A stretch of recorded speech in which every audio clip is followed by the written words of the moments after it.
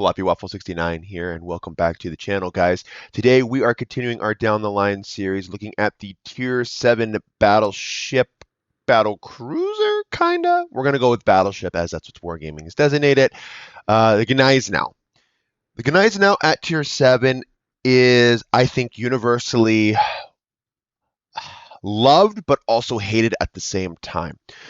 Loved because I think the aesthetic of the ship in itself is breathtakingly gorgeous. I think the ship is just an overall fun play style, or at least what people believe to be a fun play style.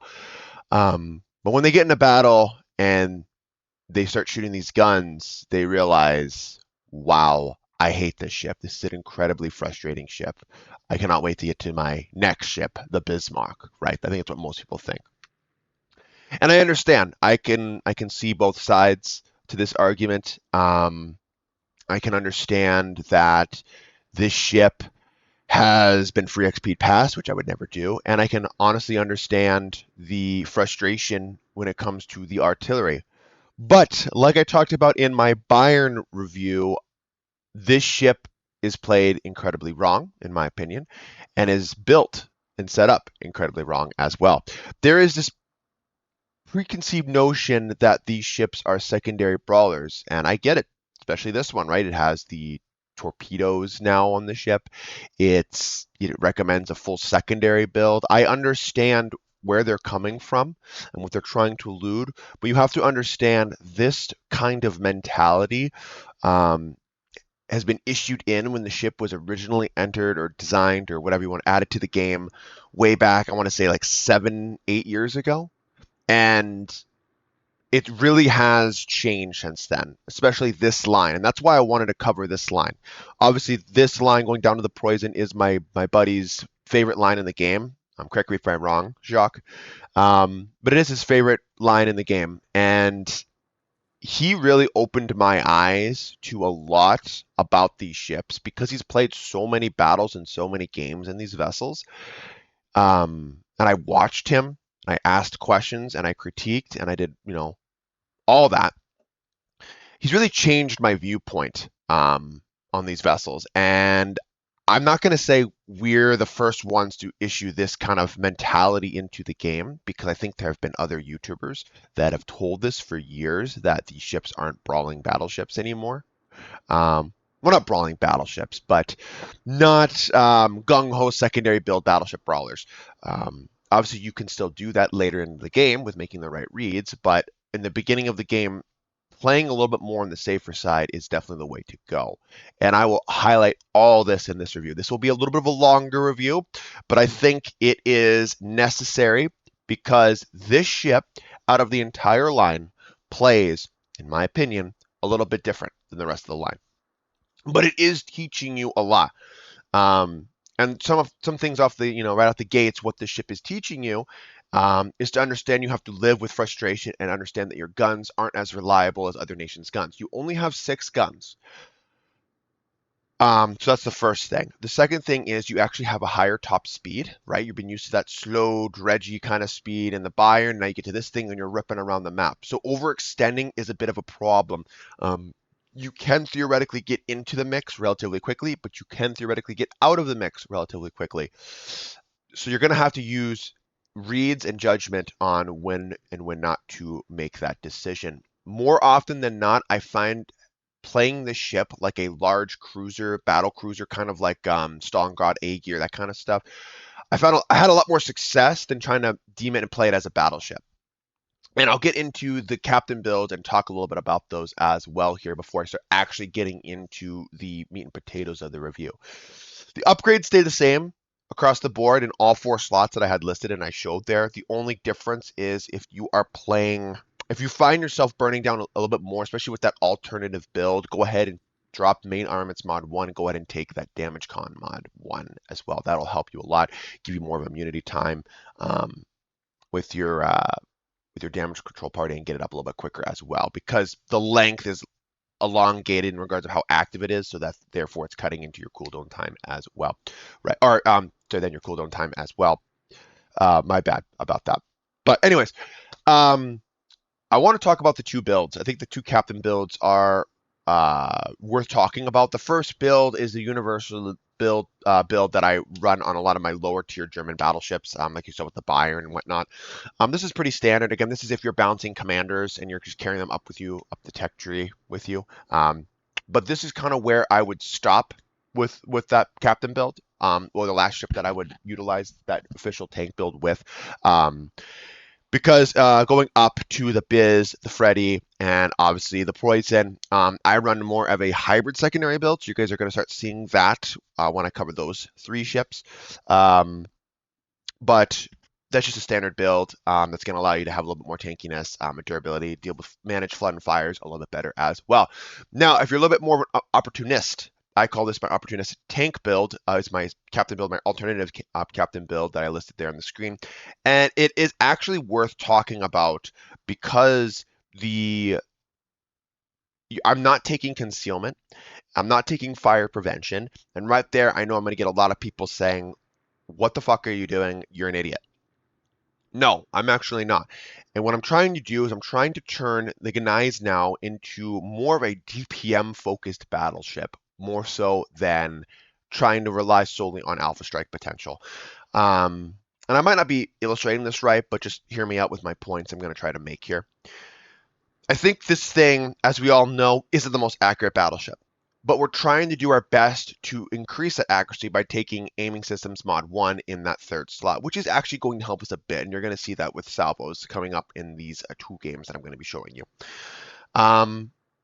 But we understand also that our high concealment value of 15 point whatever is going to make us very detectable, and we're going to be shooting our guns frequently with our 26-second reload. So you're going to receive damage and you're going to take damage. What we want to do is we want to turn that damage that's going to be usually seen as a negative to your ship and turn it to a positive with making your guns fire faster. That's kind of the highlight of what we want to do with that, what Furious skill and what heavy AP skill, min-maxing one another. It's one of those builds that I would 100% say that if you're dedicating a commander like I do to almost all my ships, 99% of them, I'm building with my alternative captain build. And that's why I wanted to highlight it, because somehow this build does work and synergize extremely and incredibly well with the Gneisenau. And I really do want to help you all out and potentially showcase on why I think you should be building your captain like this. It's crazy. It's definitely ballsy. It has its risks. I clearly understand that. But the risk to reward ratio is high, and I like that. I like living on the edge of my seat. I like playing that way. And especially with the Gneisenau, I think it can really, really dish out the pain incredibly well by doing and benefiting from that specific captain build. So enough talking about the cabin build. I'm going to do more about that while we're in battle. Let's go ahead and start with the port analysis of the Gneisenau here. So first things first, we're going to look at the armor scheme. And as you see, it looks pretty damn well armored, right? We got that 26 millimeter upper nose with that 70 millimeter icebreaker, which is going to allow us to be more aggressive. So when we do close the distance, it's going to be very hard for ships to overmatch us, right? Like we're looking at U406s and like that kind of stuff. So that is super and incredibly nice. With our deck armor in the midsection at 50 millimeters, this is going to help with HE spam against our ship, and it's also going to help with plunging, overmatching AP as well. That's going to be tough for those ships to get through, right? Obviously. The problem, though, with the 50 millimeter neck is the superstructure is quite elongated, not necessarily tall, but it is large in the scale or the realm of being horizontally wide and large. So it's not too incredibly tough to pinpoint the superstructures of this ship and do a considerable amount of damage to it, as it is only clocking in at 16 millimeters, right? On the armor belt, we have 45 millimeter upper, and our armor belt, our main armor belt is coming in at 350 millimeters. This is awesome. This is going to be able to be almost auto ricochets if you angle your armor right.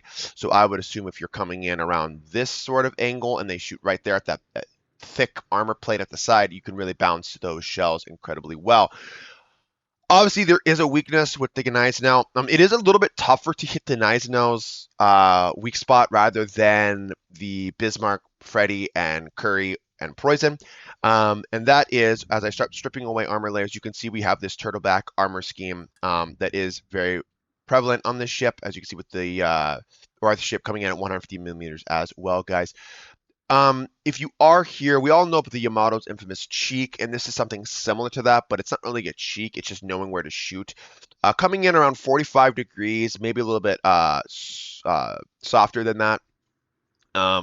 When you're coming in either towards the nose, you can really see that you can shoot this cheek right here around this area, just underneath the first turret. And this is going to go straight through and be able to hit potentially um, the Citadel.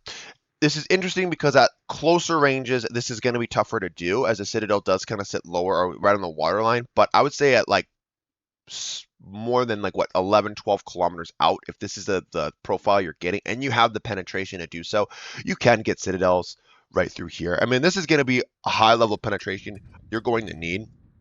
I mean, what, 70 on the front, and then potentially 150 to then get what? Yeah, 150 right there as well. So it's going to be interesting to try to get through that, but it is possible to do so. And again, we'll talk more about that when we get to the Bismarck, the Freddy. This is a known weakness with the German ships, or mainly ships that have these turtleback armor schemes, that you can kind of bypass that turtleback if you place a shell right, going kind of in front of the turtleback armor scheme. Let's go to and start talking about the survivability of this ship. Now, right off the get-go, I'm going to be comparing the Gneisenau to the Scharnhorst a lot, as they are sister ships of one another. They have slightly different play styles, and I have slightly different captain builds for each. But just understand that these two ships in particular, I find to be more effective playing them more like large, heavy cruisers rather than battleships, which is very unique. And that's why the Scharnhorst is one of the ships that I recommended in my top 5, like one buy only premiums. Like if you're going to buy one premium in the game, as a first buy premium, I would recommend this. And it was actually my only tier 7 that I'd be like right out the gates, get this. So we're going to be comparing those two a lot. And coming in with the health of the Gneisenau, we're coming in at 58,200, which is a little bit more than that of the Scharnhorst, clocking in at 56,300. You're going to need that HP. It's super nice. Again, it's like, what, one penetration more so than the Scharnhorst, potentially, and a couple overpens. And you have that 22% torpedo protection, which is the identical to that of the Scharnhorst as well, guys. Moving into the artillery, and this is the big difference between the two ships. You are actually getting the 380 millimeter guns, not the 283 millimeter guns. You get the 3x2 armament scheme of 26-second reload and a 36-second 180-degree turn time, with a maximum range of 19.5. There is no reason to, okay, like I know you have your spotter plane, and that's something that we should have talked about too as well. So that's going to be able to extend that range out even further. But realistically, guys, when you're pushing past this range, I mean, I would say even if you're pushing past 16 kilometers, reliably landing your shells on target with this thing with only 6 um, shells going down range, incredibly hard. You'll be lucky to even get one, and usually if you get the one, you're getting a ricochet shatter, something like that at those ranges. So really, when the ranges is so it doesn't matter. It doesn't need this much range, but it has this much range. So don't think that you have to utilize all this range all the time. Take a quick note about the dispersion on this thing. And we've already kind of touched on it, and I think it's nothing new to the community that the Gneisenau isn't a very accurate ship, and it doesn't have the shell volume going down range to really help with that either. Like the Scharnhorst at least has 9, this has 6. So at, I would say, what, 19.5 kilometers, so that's maximum range. Your dispersion is 260 meters horizontally, and vertical is 157 meters, with a sigma of 1.8. Again, the Scharnhorst gets a sigma of 2.0. So you can kind of see that this thing with standard battleship dispersion really gets hindered. And it sucks. Hitting anything with these guns is incredibly frustrating, and you will really fail to do so more often than not. But you're going to have to learn to live with it, and that's why in my alternative captain build that I run, the more damage we're taking in return, plus with Adrenaline Rush, plus Furious, plus Super Heavy AP, or plus Heavy AP, excuse me, is going to allow us to really reduce that reload and take the most advantage of that as well. That's kind of what I'm doing. Moving into the different shell types, we're going to start the high explosive at 4,400 with the HE maximum damage, 35% chance to cause a fire, which is clocking us in at around 4.7 fires per minute, which isn't bad at all. Again, it's standard. I guess its base is 34% fire chance, so I guess I'm running the flags on here. I forgot to demount the flags, whatever. with armor penetration capability of 95 millimeters as well, which is, again, super nice for the Germans to have access to that quarter penetration mechanic. Shell velocity is 820 meters, and this goes for the AP and the HE as well. Pretty standard. You really don't have to like factor in any more, lead like you did with like the Americans, for example. It's going to be pretty standard. Should feel right at home, pretty comfortable with these shells. Going into the armor piercing, it is 11,600 for the AP, which I guess is really good as well. Overmatching, it can overmatch 26 millimeters of effective armor. Fuse time of 0.033 seconds, I guess, which is pretty standard for battleships, I would have to say. And the penetration is very good as well. I think at max range, you're clocking in at 402 millimeters of penetration, and then say around 10 kilometers, you're clocking in at 527. And then when you're around your torpedo range, you're clocking in just shy, so 599 millimeters of effective penetration with your shells. So not bad, guys, not bad. These guns they do hit hard when they do hit, but the problem is getting the shells to land on target for you to actually get damage. That is the trick. Moving into the secondaries for this ship. Right off the get-go, it's going to say it. Do not build this ship for secondaries. Please, please, please do not build this ship for secondaries. You don't have the range. You don't have the secondary DPM, in my opinion. Well, we'll get to that in a little bit because you kind of do, but you kind of don't. But you don't have the range, and even a hybrid build, you're only clocking in at like 8.3 kilometers. So realistically, you don't have that range. I understand you can close the distance, but to me, more often than not, it's just not going to be really worth it.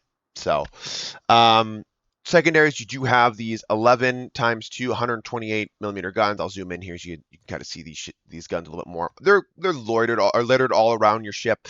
And again, this ship can theoretically build for secondaries. I just think that you're wasting a lot of potential of the ship doing that. Plus, you're sacrificing even more on your main guns, which I don't think you can afford to do so.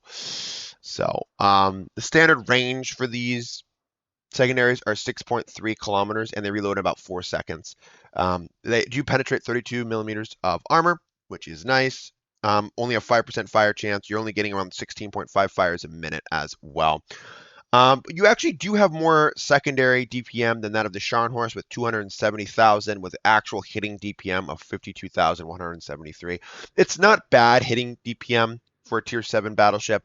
Again, though, if you go to something like the Scharnhorst 43, the Scharnhorst 43 has less DPM for its secondaries at 252,308 and only around 48,760 hitting actual effective hitting DPM. But the problem is I think that those shells are just going to fire way faster because it has different calibers, right? It has the 105s and it has the 127s, I believe, if I'm not mistaken. Or is it the 150s? It's the 128s, I believe. So you have to gauge it. It's a little bit different. The Gneisenau all it just has is those 128s, which is again nice, but I wouldn't build for secondaries. Trust me on this one, especially when you watch the gameplay. A lot of people that build full secondaries either die in the first half of the minute and they can't manage their flood and fires very well, or their artillery is just not hitting anything. I mean, I remember I would still broadside this thing pretty much in my cruiser and wouldn't mind fighting these things because I know they're not going to reliably land shells on target. Yes, the one salvo will nuke you, blah, blah, blah, so and so. You're flipping a coin, whatever, but you're like basically rolling a 20-sided die whether or not these shells are actually going to hit, and let alone Citadel, So that's just coming from a cruiser main. All right, torpedoes. You do have these 2x3 533 millimeter torpedoes on either broadside. They travel 6 kilometers, reload in about 68 seconds, and they're clocking at 13,700 maximum damage. These are pretty standard damaging torpedoes, or the damage for the German torpedoes. Traveling 64 knots and a detectability range of 1.3 kilometers. This is giving enemy ships around a 7.6 second reaction time as well. You have them. Doesn't mean you need to use them every game. I think if you find yourself in close situations, everyone knows the Gneisenau is one of the few battleships in this game at Tier 7 that has the torpedoes. It's very, very famous for that. But it's also very, very famous for people that have to sail around and they have to utilize their torpedoes and they kill themselves in return. And usually they're using the gray indicator and they don't actually kill the enemy ship they're trying to torpedo. So please don't be that bloke and play the game smart and understand that you have this at your disposal, but you don't have to use it at your disposal. Basically, you don't have to use it. Um, I'd say the torpedoes I utilize more as psychological warfare for ships that are going to make stupid maneuvers to me and tuck tail and run when they see I'm charging them at 10 kilometers and closing the distance. They'll sometimes turn flat broadside to try to turn away, and I can take full advantage of those shots because I'm not running a secondary build. I'm speccing into my main gun artillery, and I'm actually buffing my reload more so the more damage they do to me and set fires and floods. That is the trick. So you're really playing mind fuckery with the enemy when you build the way I have this ship built, right? Yeah. Thank God you have the ASW airstrike. A defense, kind of not worth talking about. I will briefly touch on it. It's one of those things. Tier 6 aircraft carriers, you will shoot down your occasional planes here and there. Will not stop a strike. And then Tier A aircraft carriers, you're really crying for your mom because you will get exposed so fast in this thing. So please, you have to make sense. Yeah, oh, it makes sense. You have to position your vessel accordingly and understand that you can't be a lone wolf because if you do that, you will get shredded in an aircraft carrier game. Though you are clocking in with 6 flak, it won't help you unless the carrier is mentally retarded and just flies in a straight line. Your maneuverability. Okay, I want to double check. I might have the Sierra mic flag on. So yeah, okay, it's clocking in at 32 knots for your max speed with your rudder shift of 14.7 seconds and a turning circle radius of 830 meters. It is the worst of the three, I guess, of the Scharnhorst and Scharnhorst 43. But one other thing to note about this ship, it is actually taking roughly 2 seconds longer for the acceleration of the Gneisenau rather than the Scharnhorst. The Scharnhorst is clocking for an acceleration of about 34.6 seconds to reach that top speed, whereas the Gneisenau is having about 36.6. Are you really going to notice that? I don't know. Very debatable, but it is worth talking about. Just because if you go into the entire Tier 7 battleship lineup, the worst acceleration is Collingwood with 44 and Colorado at 43. Obviously, the Nelson class battleships, the Hood 10 She. So it's not the worst. Those are up at the 44s, 39s. So it's kind of dead center here in the middle with 36 seconds. But the fastest being the California because it gets the improved like the Vermont line does, blah, blah, and so and so. But it is worth talking about. It's good to mention that too, that if you come to a complete stop, it's going to take you a little bit to get back up to that, that top speed. So obviously my rudder shift here is 11.8. That's because in the 4th slot, I recommend taking the rudder shift mod. Now, why do I do that? Well, as you saw in the beginning when I posted the gun firing angles on that 3rd turret are shit. You're exposing a lot of broadside in order to get that off. Yes, you have heavy armor, but the problem is when you use that 3rd turret and get that to bear, that's exposing enough broadside that enemy ships can really take advantage of that broadside and do massive pen damage to your ship. Not really citadel damage because we have the turtleback armor scheme and all that jazz, but you will take massive pen damage, and that's what we're mainly concerned about in our German BBs. So concealment, as you can tell, it is 15.2 kilometers, and with the build that I'm recommending to you guys, the one that's most fun specifically for the Gneisenau, it's going to stay 15.2 kilometers. You're going to be spotted. But you know what? You can play around that, and you're going to see how I play around that, playing it like a large cruiser, playing it very safe in the beginning of the game, and then I'll go ahead and close ranks, close distance as we progress through the game.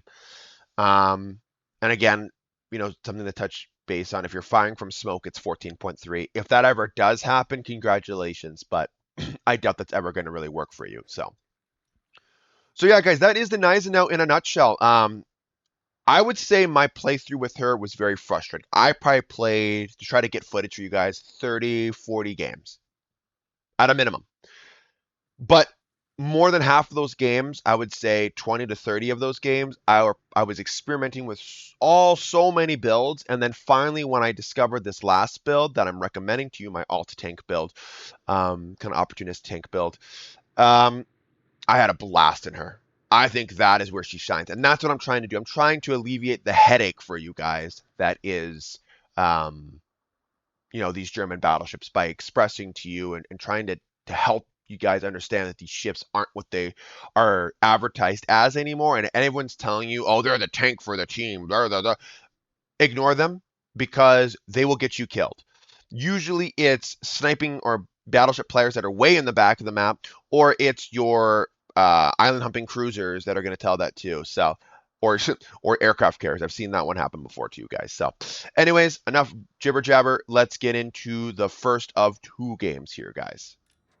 Okay, so our first game here in the Gneisenau, we are playing solo. I don't remember the name of the map, but that's okay. It's not too important. But no, I'm just going to go ahead and kind of showcase how this build really works and how it synergizes well with what I'm trying to do. Two things. If you're playing, this is mainly for the alternative tank build that I have. So that's Captain build number 2. The first build I think is pretty self-explanatory. Like you're mitigating your damage, and you're just buffing up your ability to survive, like a survivability, right? This, on the other hand, is you're really trying to take that damage and turn it into a positive. So it's a little bit risk to reward ratio. It's way higher, right? But I think the Gneisenau needs that. I think it does. A 6-gun BB that's very inaccurate needs a lot of love. And I think this is one way to help bolster that to be in the realms of, I don't want to say competitive, but fun. I think we're all looking for a fun factor, but also if we can have fun while being more competitive, I think that's a win-win, and that's what you're looking for. Because some builds are fun, but they're not necessarily the most competitive, kind of brainless at times. I'm looking at you, Scharnhorst 43 full secondary build. Like, it's strong and it's fun, but then again, if you're playing that ship wrong at range, then then why did you ever get the Scharnhorst 43? You could just play the normal Scharnhorst and build it for like how I would build it. Just my example. And this one thing too, this whole line. This is not me saying I don't like secondary builds. I actually do enjoy secondary builds, to be honest with you. I don't think secondary builds are bad at all for the game. I think they're quite fun. But they definitely have gotten stronger over the years than what their original purpose was in the game. So it's interesting because, back then they were a supplemental armament type to your ship, and now there's a whole ship line dedicated to solely the damage that can be pumped out from your secondaries. So it's one of those things. But they are fun, but can be rather annoying with especially like the power creep on the secondaries. That's all I'm saying. So anyways, notice here right at the get-go, I am not charging at the enemy Scharnhorst and Myoko. I have kited away, and I'm using my armor to my advantage and a little bit of range. I don't want to say too much range because I'm around the 13, 14, 15 kilometer mark, and that's kind of where I want to play this thing in the beginning of the game. I don't want to be at max range. I mentioned this, about 19 and a half kilometers. You're going to really fail to reliably hit your target. And even here at these ranges, I'm really not landing the salvos that I thought I'd be landing. Also, I'm not aiming very well. He did come to a complete stop there, so that was my fault. Again, I'm having to defend myself to a teammate who is hiding behind an island. I love the Atlanta, but I think at this time he needs to understand. This is the kind of thing I'm trying to tell you. There's this preconceived notion that your ship is supposed to get in there and be a brawler and blah, blah, and so, but no, those days are long gone. And it only gets harder when you climb up the tiers, right? Because the power at 8, 9, and 10 and super ships are, fucking incredible, right? So you really have to play smart. You really have to outthink your opponent. Here we are taking advantage of the Furious. We are reloading a little bit faster, as you're seeing. We have gone from 26 seconds down to around 22 with Furious. We're almost right there at where I want to be, around 20 seconds with like our Scharnhorst, for example. Also, we are getting buffs from Adrenaline Rush as well. So it really is allowing us to become that DPM battleship we're looking for. Also, that salvo on the Myoko, those shatters, that is torpedo protection shatters. And when I did my whole Zao down the line, it was actually my first original down the line. I did talk about that trolley torpedo protection can eat and absorb those potential overmatching battleship salvos, which is awesome. I do like that. It's a great line. Again, played incredibly wrong, but a very, very fun line. It's a good beginner line too, I think. So anyways, now that we see that we have taken out the HE spamming threat, we are going to move up a little bit more to close ranks a little bit. We don't want to get in brawling range. We don't want to do that, but we want to get in ranges where our guns, at least we can land 1 to 2 shells per hit or per salvo rather than 1 to none. So it's kind of a good ratio to kind of think about when you are playing this ship. Also, we're going to take full advantage of our armor scheme. We want to make sure that we are staying angled to specific targets. But as of right now, the Congo here and the other battleship, the Scharnhorst out there, they are both spamming HE, which again, I want them to spam HE because that I can utilize and turn into a positive on my ship rather than just AP chunks. So here we are taking advantage. Of course, there goes the torpedo tubes. I should have mentioned this in the beginning. German ships are notorious for not having their torpedo tubes protected by armor. It's exposed on the deck, and that's going to happen a lot. Again, and more reason not to solely rely on your torpedoes because they're going to get destroyed more often than not and get knocked out at the most unopportune times especially when you need them. So again, you have them, but realistically, don't rely on them. It's more like I said as a psychological thing to like deter people from wanting to push you and make stupid maneuvers based upon you having them. We damaged Khan to double fire there. I just didn't like the amount of HP that I was losing at the time. But then again, the Scharnhorst, in the glorious fashion of its HE, rolls the die and gets double sixes and gets another fire on me as well. Of course, it's up to you with this build. Usually, you want to auto damage control party double fires and a flood or a fire, but not one of either. With this build, it's really up to you. If you think you need to damage control double fire, if not, you can let it tick and get your reload even lower. So there's a great example of having the aiming systems mod. One, I'm telling you guys, in that third slot, it really is noticeable. And I think if you drop that stupid secondary modification that's extending your range out to 9.5 kilometers with a full secondary build, and instead you emphasize and put more into your guns, you're going to get better results out of your guns. When I say better results, I don't mean you're going to be landing massive citadeling hits on targets all the time. That's not what I'm saying. I'm just saying your turrets go from being utter dog shit, utter useless, to just being not reliable, if that makes sense. So then you have to ask yourself the question, well, why would I still build into something like that rather than my secondaries that I know if I close in the ranks, I'm going to be able to do more damage? And that thing is simple. In a battleship, your main armament type, with the given exception of a couple battleships in this game, your main armament type, your main damage dealer is your main armament. That's just how it is. And that needs to be your sole focus when it comes to these ships.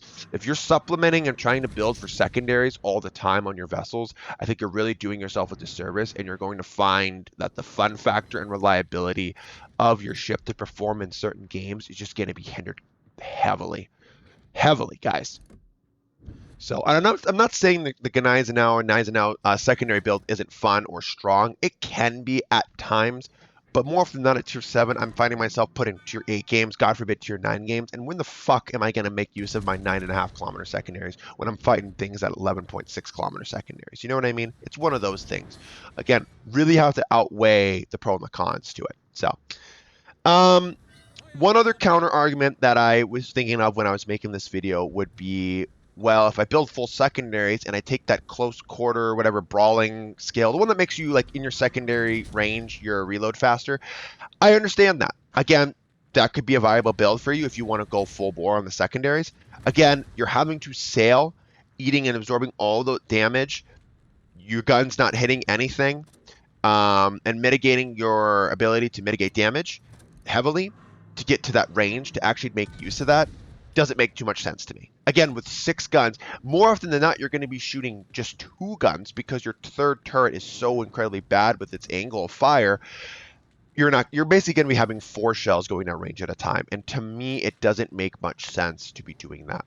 Obviously, just a little side note here, I realize the Murmansk is a incredibly maneuverable cruiser, and if I would continue chasing this guy, it wouldn't bode well for me. So I make the conscious decision to disengage and turn away from him, just because I'm not reliably hitting him, and he's bobbing and weaving all my salvos. So this is one thing I wish battleships would do more. Just because I decimate cruisers and I counter them hard doesn't mean that he can't outplay me. Right now I'm in his element. I want to make sure I force him into my element, which would be pushing into me. That's what I want to do. So just a side note there. But yeah, looks like we're going to need to head back to the middle of the map. The enemy from that sea flank yeah, what do you call it? Heading to the C flank is their C flank kind of crumbled a little bit, so we're going to be heading towards that C flank area, as we already won A. One thing I see this too, and I'm obviously I'm guilty because I disengaged from the Mermans. People when they win a flank, they loiter a little too long on that winning flank, so then the other flank just gets absolutely decimated. Make sure you're moving in a timely manner because you want to make sure that after you win you move to help your other side by having those cross shots, especially as a battleship. That's why a lot of players, especially with the slower battleships, like to position more towards the B, more towards the middle of the map, because players love sailing towards the outskirts or towards the flanks, exposing more broadside usually, so they can take full advantage of that. So that is a strategy, a big one. I know it's heavily utilized with like the Vermont line, and for good reasons.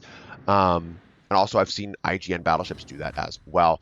So that's one thing you can keep track of, and you can also do that as well. But with your speed, with the Gneisenau especially, I do like to go to a flank. I like to decimate a flank, and then I move forward from there. Again, trying not to loiter too long. So, towards the end of the game, this is when you actually start to close ranks, and this is when you start getting into those brawling situations. Now, this is where people will be like, well, if you had a secondary build, listen, to get to this point that I'm still alive has to pay tribute that I didn't build for secondaries. Okay, that's part of the reason. And even with my secondaries being built, let's say if I build them full secondaries here, I still have to close distance to 9.5 kilometers to even make use of those. And the damage to me isn't that great, and the fire starting potential isn't that great to justify building for the secondaries. So that's why I still think it's not worth it, and I would still rather have the build I have, because chances are they're still setting me on fire, potentially floods, and it's just buffing my reload where I can get out those last shots sooner rather than most targets. Because most targets, I would say, are probably just building, having the AR or Adrenaline Rush under their builds, which I have that as well, plus the other skills, all buffing my reload. So, again, you got to weigh the pro and the cons here, right? So, and my salvos here really much did help that Collingwood out, who played awesome, by the way. Good for that guy. Played pretty aggressive, especially in a massive 25 millimeter nosed, I guess, was that Rodney class, Nelson class battleship. So good for that. Again, there's the accuracy showing off that every now and then it does manage to hit because I have built it for guns. I'm reliably getting, not reliably, but I'm getting more of those Citadel ribbons, and I'm getting more of those just actual hit ribbons than you would normally not see in the Gneisenau. So awesome to see. Which is great. And then obviously we're going to get our revenge here on the Mermans, will we? I don't know. I think one of our teammates actually kills him. I think our other battleship, the Koenig, takes him out. So, and if you have any questions about the Koenig, I actually did a port analysis and a full analysis deep dive on that ship as well earlier on in this playlist. So go ahead and check that video out as well, guys. Because that's kind of setting the foundation of the entire line. So why is the Gneisenau very popular?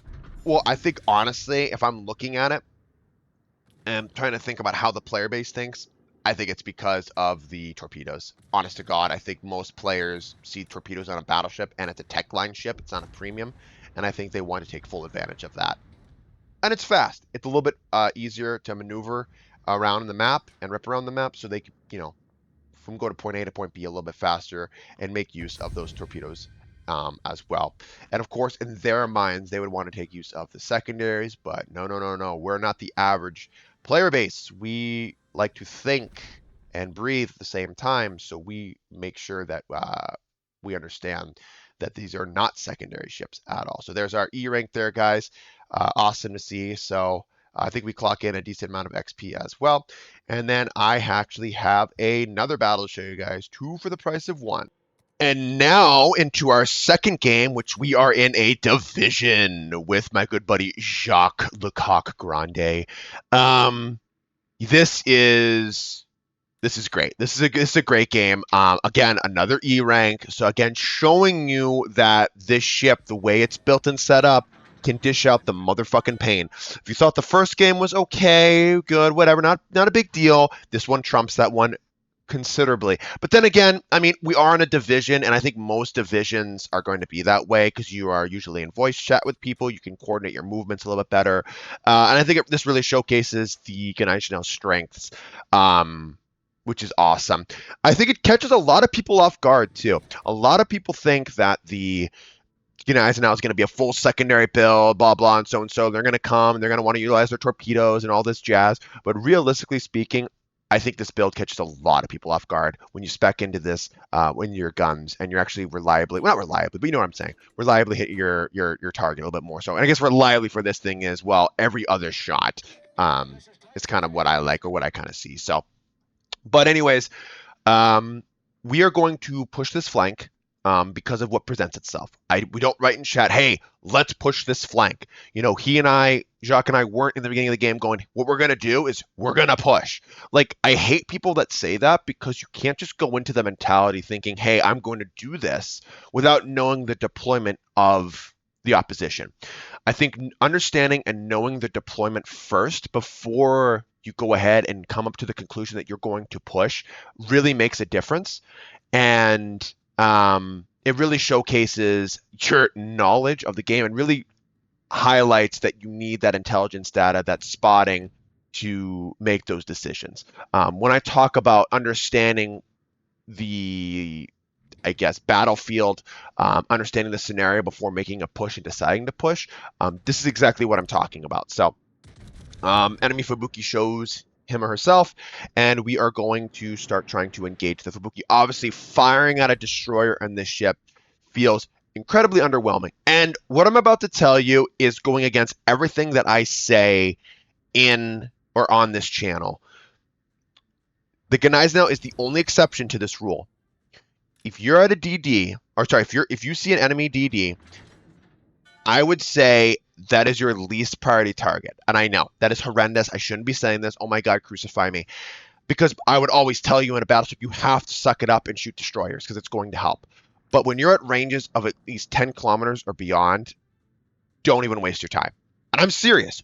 Don't even waste your time. Even with speccing into the artillery, the likelihood of you hitting a destroyer in this fucking battleship is so minuscule, you'd be better off shooting at another target and dealing damage that way.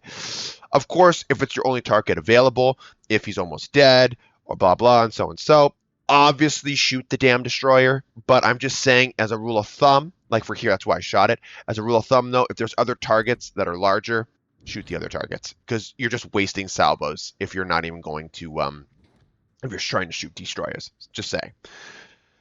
Obviously, I knew this right off the get-go. I knew the Nelson is going to be camped out. And I know, well, the Nelson's a pretty glorified HE spammer. I'm going to take full advantage of that. So, yeah, I'm going to push. And he has AP loaded. Very disappointing. He's actually a Nelson that has the understanding to utilize his 406s. But he doesn't understand that he's not a bow-tanking battleship, which rather sucks. I understand that. I've been there, dude. When I make my review on the Nelson, you'll understand that there is a certain way to play that ship, and it is not bow tanking because as a 380 millimeter gunned battleship, I understand I can go right through his schnoz with impunity and do massive damage to him. Even if I don't score citadels, which I can't believe that wasn't one, I'm still going to be able to do massive pen damage, was what I'm looking to do. Going to swivel around with that rudder shift mod torpedo, get my rear turret off, do more penetration damage. And again, because I'm this close already, my secondaries are going to be shooting anyways, and they're going to supplement my guns. Even if I was spec'd into secondaries, I wouldn't kill this guy any faster. That was a horrendous salvo. I think that was more me than it was the game, but who knows. We get our first flood, so it reduces our reload, plus with adrenaline rush down to 21 kilometers, or sorry, 21 seconds. So I'm able to take advantage of that as well, and I'm going to supplement that with a heal because I want to take advantage of that that buff I'm getting. Going to shoot again. One hill. I think I landed again. User error. Landed a little bit too low. That was my fault. And I think our submarine ends up bailing us out here in the cachalot. He ends up scoring all these hits on a bow-tanking battleship. It really sucks because if I tell you here in a as a player and say, hey, you can't be bow-tanking in battleships in a submarine game, that's retarded because the situation that presented itself. I don't blame him for bow-tanking there. It's just one of those things that submarines are going to hard counter, especially with its homing torpedoes, right? So we're going to angle towards the Fubuki. I couldn't remember how many racks were fired, and we want to play it safe. But then the enemy Sirov shows himself, and I'm like, absolutely. I'm licking my chops here. Like, why would I not shoot this guy? Shots out on the Sirov. And we get 5 out of our 6 shell hits, 3 penetrations, 3 over penetrations, and 2 penetrations only. That's okay. We were looking for that juicy citadel, but we'll take it. You know, whatever. Fuck it.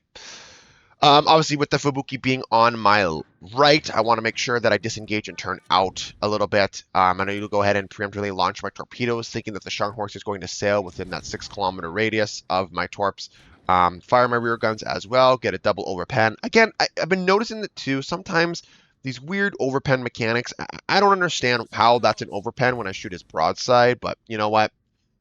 If the game deems it so, right? So, obviously now Jacques going to tank a little bit for me here. He still has the new ship smell on that ship, so he's going to go ahead and do that as my Gneisenau is a little bit weathered. So, but again, flat broadside Sharn. I'm not really looking for citadels because he ain't going to get them, so I'm just looking for those chunky penetrations on his broadside, and that's exactly what I'm going to do. So, yeah, I mean, as you can see, really so far we're up to 88,000 damage, taking full advantage of the build that I've laid out. Obviously, we've taken more damage just because we're trying to proc our Furious and Heavy AP skills. They really synergize well with one another, as you are taking theoretical less damage per flood and fire, but your flood and fires are lasting a little bit longer. But if you utilize and prioritize your damage control party and your repair party right, you can really mitigate that damage that you're going to be taking inevitably from those from flood fires, right? So big thing for you guys to remember when you're playing this ship is because you're faster than previous battleships, you can disengage. You don't have to just go in there and brawl, right? Because I wouldn't recommend doing that anyways off the get-go or right off the gates. But you can definitely disengage with this ship because of your speed. It's a little bit faster than what you're used to. So definitely take advantage of that as well, guys.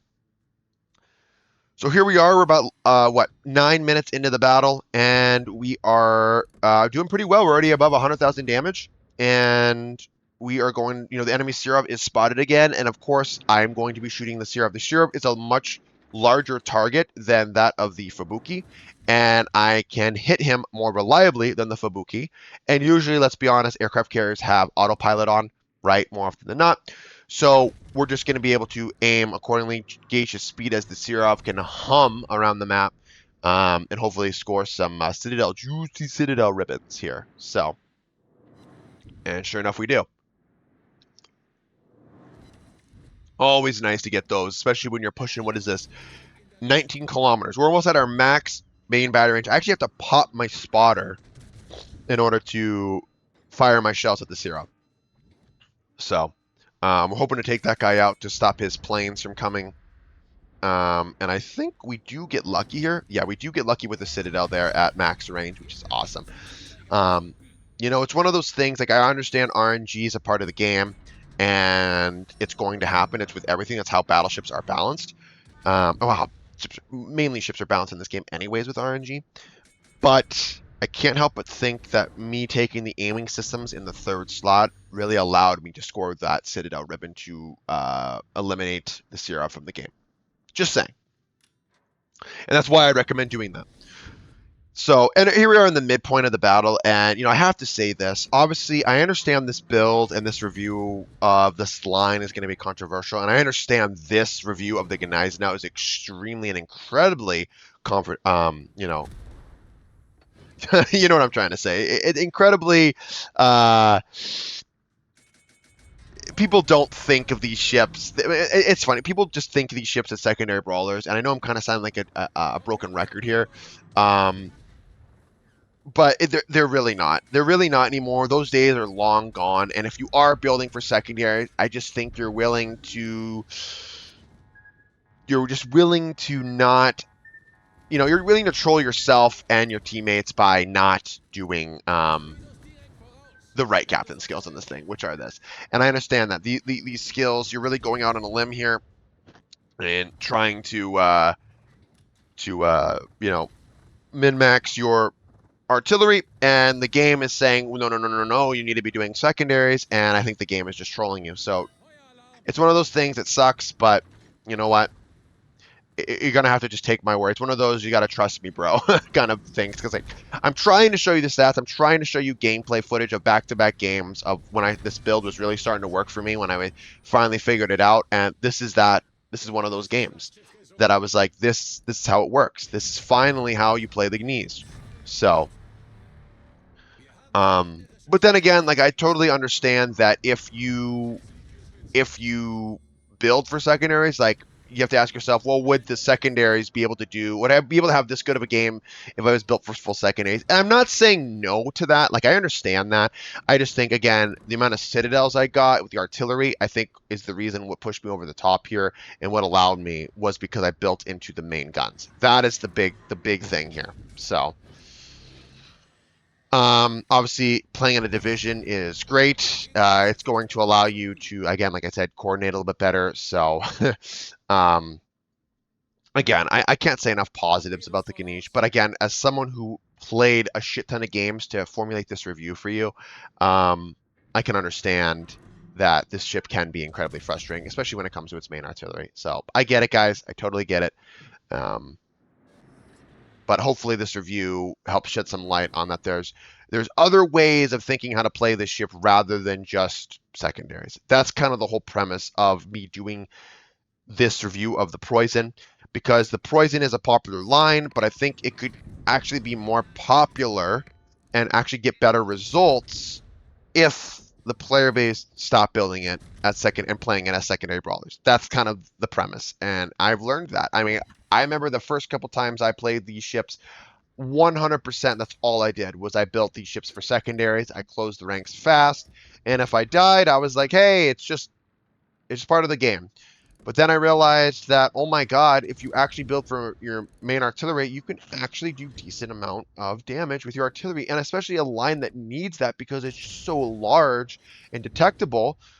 You need help with your guns. You're going to be spotted. So the ability to close the distance with secondaries is already hard enough, because if you're dying to a Poison or any of those ships with a full secondary build, I think you're just a special kind of idiot. I mean, yes, there is some scenarios that's going to happen. I get it, but like if you allow the Poison to sail into you and secondary you to death, I just think you've completely fucked up and misplayed.